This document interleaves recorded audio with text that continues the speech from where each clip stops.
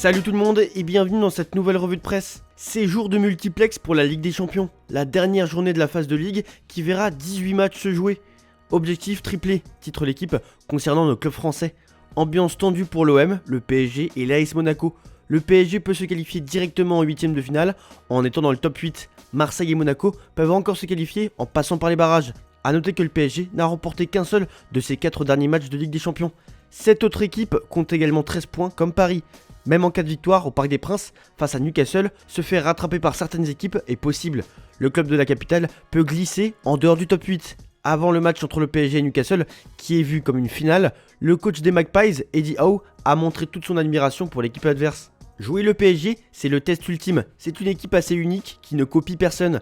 C'est vraiment une équipe qu'on peut admirer en raison de la manière dont elle joue, de la manière dont son entraîneur l'a fait évoluer et l'a renforcé grâce à des recrues bien choisies. Il faut également souligner qu'ils ont des joueurs très athlétiques à tous les postes et que techniquement, ils sont tous très bons, a expliqué l'entraîneur en conférence d'avant-match. Dvichak Kvaratskhelia en est d'ailleurs le bon exemple. C'est l'élément offensif le plus utilisé par Luis Enrique. Avec la fatigue, le Géorgien semble privilégier les grands rendez-vous plutôt que les autres matchs avec moins d'enjeux. Même s'il est l'un des joueurs les plus décisifs en Ligue des Champions, parmi les joueurs offensifs parisiens, l'attaquant semble presser moins. Pas pour rien qu'il n'a pas été titularisé contre le Sporting Portugal. Il n'est que 6ème dans ce domaine parmi les joueurs offensifs avec 50 pressings par match. Ce manque de rigueur peut se justifier par une fatigue, par le trop grand nombre de minutes jouées. Ce qui explique aussi pourquoi l'attaquant choisit ses matchs. Du côté de l'OM, ce sont les dernières secousses. Le match contre Bruges est une marche importante pour De Zerbi, mais aussi pour les finances du club. Dans le Figaro, on se pose la question, à quoi s'attendre dans cette soirée alléchante? En tout cas, il y a des enjeux à tous les étages. Il faudra faire des calculs pour l'OM et Monaco, la défaite est quasi interdite. L'objectif, c'est la victoire. De Zerbi de son côté ne veut pas faire de calculs. On reste en France pour évoquer certains dossiers, à commencer par Luis Enrique et son avenir au PSG. Le Parisien révèle de nouvelles informations sur les négociations entre le coach espagnol et le club parisien. Son contrat expire en 2027 et le temps commence à presser. Du côté du PSG, on serait évidemment ravi de le conserver le plus longtemps possible, et c'est d'ailleurs le but de la direction, satisfaire l'Espagnol pour le convaincre de rester. Les intentions de Lucho semblent aussi aller dans ce sens. On apprend dans le Parisien que les deux parties viennent d'entamer les négociations pour une prolongation de contrat. Des discussions qui ont de bonnes chances d'aboutir sur une issue positive, puisque le média, qui s'appuie sur des sources proches du coach, indique que l'Asturien est particulièrement heureux à Paris. Le PSG le considère comme le meilleur coach du monde et le voit comme le pilier du projet. En Angleterre, on parle de l'Arabie Saoudite qui prépare une offre colossale pour faire venir Ousmane Dembélé après le Mondial 2026.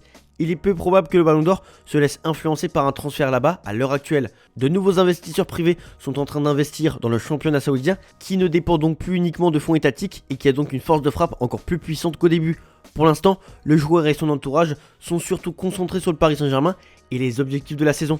Aucune décision ne sera donc prise dans ces mois à venir. Direction le sud et selon nos informations, Elias Benseghir est tout proche d'un retour à l'AS Monaco quelques mois après son départ au Bayer Leverkusen. Peu utilisé en Bundesliga, l'ailier marocain devrait revenir sous la forme d'un prêt, un accord étant presque trouvé entre les clubs. À 20 ans, il retrouverait un environnement qu'il connaît bien, où il s'était imposé comme une grande promesse. Monaco verrait en lui un renfort offensif précieux, notamment après la blessure de Minamino. Ce retour serait aussi stratégique pour Benseghir, qui vise plus de temps de jeu à l'approche de la Coupe du Monde 2026. Direction l'Espagne, avec la folie de la Ligue des Champions. À l'Estadio d'Alous, l'attention se porte sur la relation Mourinho-Arbeloa, sur un terrain chargé d'histoire pour le Real Madrid. Un nul suffit aux Madrilènes pour se qualifier directement, tandis que Benfica est dos au mur malgré le danger Pavlidis. Arbeloa a ramené calme et cohésion au Real, désormais plus solide et reconnaissable dans son jeu. Benfica traverse une saison compliquée, marquée par un manque d'efficacité offensive et des choix limités. Invaincu face au club portugais récemment, le Real peut encore écrire une nouvelle page de son histoire, cette fois avec Arbeloa sur le banc. Mais que vaut financièrement une qualification pour les 8ème de finale de la Ligue des Champions? C'est la question que se pose Porte. Avant le dernier match de la phase de groupe, le FC Barcelone par exemple a déjà assuré 27,9 millions d'euros grâce à sa participation à la Ligue des Champions, dont 18,6 millions d'euros attribués à tous les clubs engagés. Ça concerne donc aussi le PSG. Un bonus potentiel porterait le total jusqu'à 42,8 millions d'euros en cas de qualification directe pour les 8ème de finale. La qualification pour les 8ème rapporte 11 millions d'euros, avec 2 millions d'euros supplémentaires pour une qualification directe et 1 million d'euros via les barrages. Pour l'OM, comme le rapporte l'équipe, la qualification pour les playoffs vaut donc 1 million d'euros et la 16ème place, la meilleure que peut espérer Marseille, en rapporte 5,7 quand la 24ème place n'en offre que 3,5. À Barcelone, Lamine Yamal fait son retour face à Copenhague après avoir manqué le dernier match européen pour suspension. Auteur d'une saison exceptionnelle, 11 buts et 11 passes décisives, il revient en Ligue des Champions avec l'objectif clair d'emmener le Barça vers le top 8. Son but spectaculaire contre Oviedo a encore confirmé son talent, même si Flick insiste surtout sur son travail sans ballon. À seulement 18 ans, Yamal est déjà le joueur le plus décisif de l'effectif. Son impact entre dribble, vision et personnalité sera déterminant dans ce match clé. Dans Mundo Deportivo, on parle aussi de Fermín López, qui s'impose comme l'un des joueurs clés du FC Barcelone cette saison, avec des statistiques offensives dignes de référence historique du club.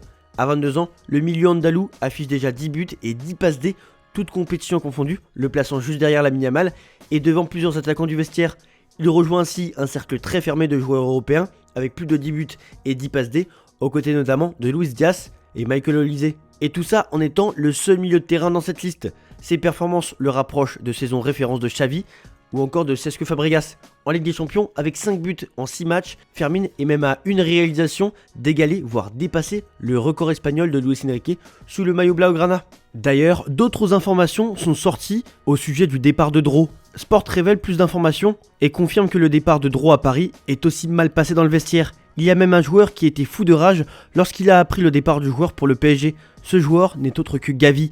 Le joueur ne s'est pas privé de partager son mécontentement en interne et il est même allé reprocher au staff d'avoir mal géré cette affaire. Pour Gavi, qui fait partie des tauliers du vestiaire malgré son jeune âge, le Barça n'a pas fait le nécessaire pour retenir le joueur et le staff du club aurait dû lui donner un peu plus de temps de jeu.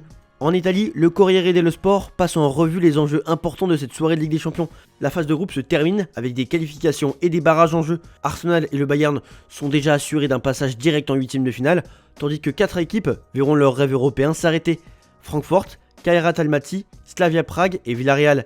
Les 8 équipes restantes pour les tours à élimination directe seront disputées par plusieurs équipes, dont 2 clubs italiens, l'Atalanta et l'Inter. Et Naples se bat pour accéder au barrage. Chaque match sera crucial pour le classement et les tirages des prochains tours, et ce, avec un enjeu maximal jusqu'au dernier coup de sifflet. Parlons de Naples justement, qui joue ce soir une dernière chance pour se qualifier en barrage de Ligue des Champions, après une saison marquée par les déceptions et la défaite récente contre la Juventus.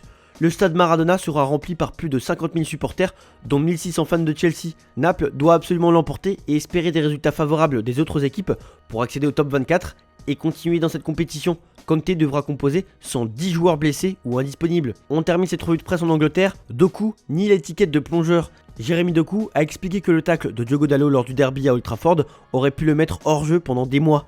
Malgré sa douleur au genou, il a continué à jouer et n'a manqué que le match contre Bodo Glimt en Ligue des Champions. Il est ensuite revenu contre les Wolves.